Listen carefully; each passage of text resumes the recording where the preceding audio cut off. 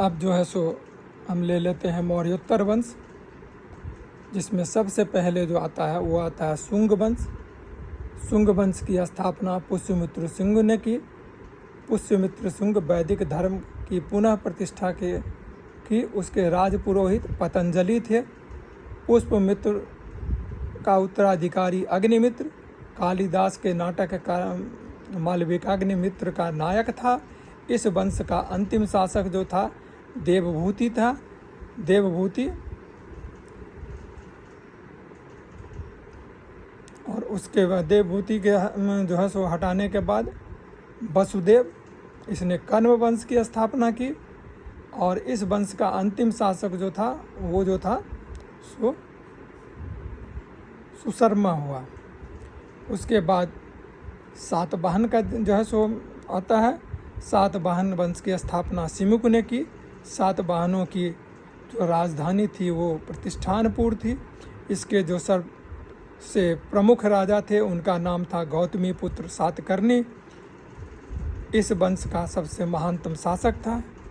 यहाँ पे जो शासन व्यवस्था थी वो माता के नाम पे चलती थी। यहाँ इसमें जितने भी शासक हुए तकरीबन सब के नाम के आगे में उनकी माता का नाम होता था। जैसे सातकर्णी जो था गौतमी पुत्र, इनकी माता का नाम गौतमी था और उसके ये पुत्र थे गौतमी पुत्र सातकर्णी, जो कि महानतम शासक हुए। इन्हीं के हाथों हर्षवर्धन की हार हुई थी, ठीक है ना। हर्षवर्धन को इन्होंने हराया था। उसके बाद जो है सो कलिंग का चेदी वंश आया। इस वंश की स्थापना महामेघवाहन ने की तथा इस वंश का सबसे प्रतापी जो राजा था उसका नाम है खारवेल। इसका जो है सो काफ़ी योगदान है, ठीक है ना। इंडो ग्रीक शासन, जिसको कि यवन शासन भी कहा जाता है। भारत पर यवनों का प्रथम आक्रमण पुष्यमित्र शुंग के समय हुआ। इसकी राजधानी साकल थी।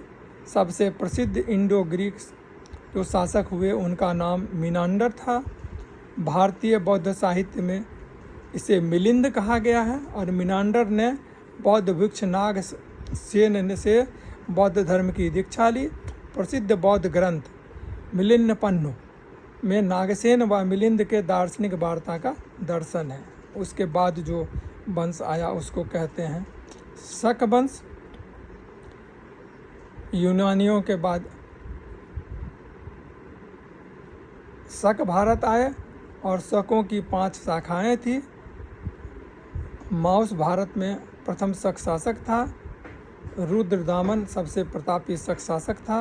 रुद्रदामन का जूनागढ़ अभिलेख शुद्ध संस्कृत भाषा में लिखित प्रथम अभिलेख है। इससे जो है सो काफ़ी कुछ जानकारी मिलती है।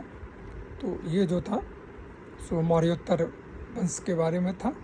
इसके बाद जो शुरू होगा वो शुरू होगा आपको कुषाण वंश, ठीक है। और उसके बाद जो है गुप्त वंश।